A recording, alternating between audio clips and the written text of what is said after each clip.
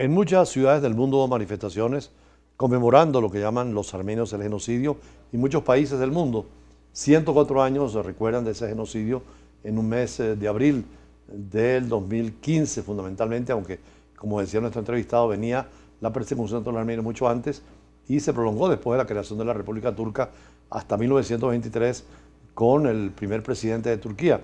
Había un interés de Turquía de salvar su grupo étnico y por lo tanto los armenios que siempre vieron allí tuvieron que buscar una Armenia en otro lugar. ¿Hacia dónde se fueron? Sobre todo no los del Líbano y el Medio Oriente, sino hay una Armenia hoy república independiente y soberana, ¿no? Correcto. En la desmantelización del bloque soviético, básicamente Armenia tomó su independencia.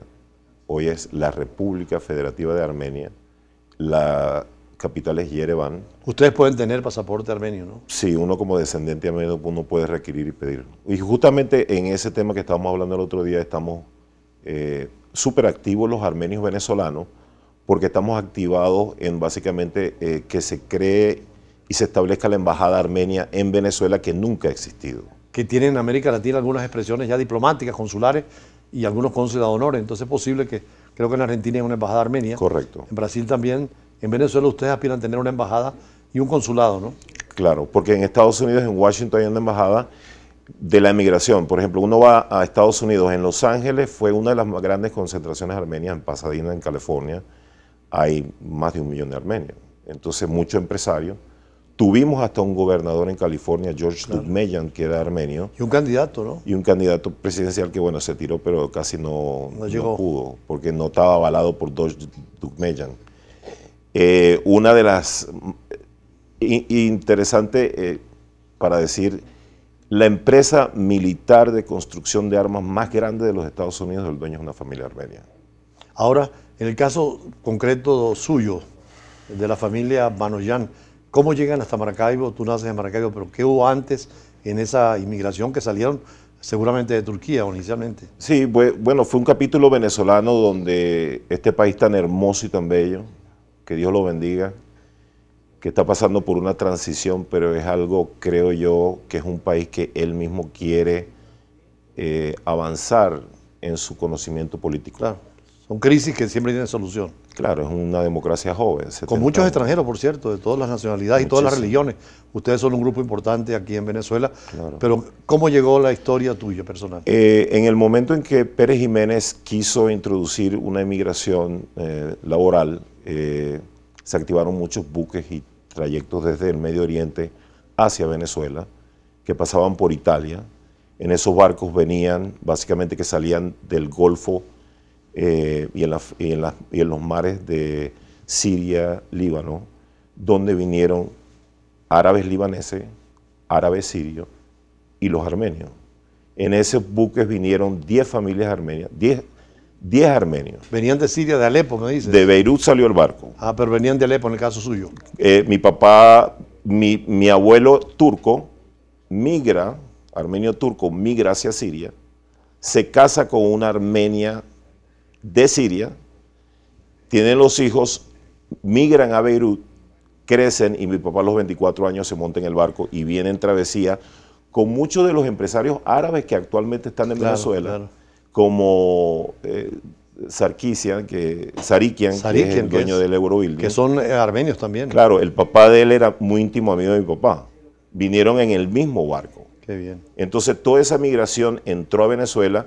Los judíos ayudaron a toda esta camada de empresarios. Y ya habían llegado también perseguidos en la Segunda Guerra Mundial. Correcto.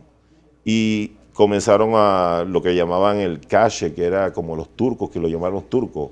Que venían con pasaporte turco, además. Ajá. Los primeros libaneses y árabes, sí. Y lo mismo los armenios con pasaporte turco porque eran tierras bajo dominio turco, ¿no? Correcto. Y bueno, empezaron a hacer, vendiendo y distribuyendo todo lo que era las telas de los judíos. Y empezaron a montar zapatería. Mi papá se mudó a Maracaibo con su amigo que vino en el barco.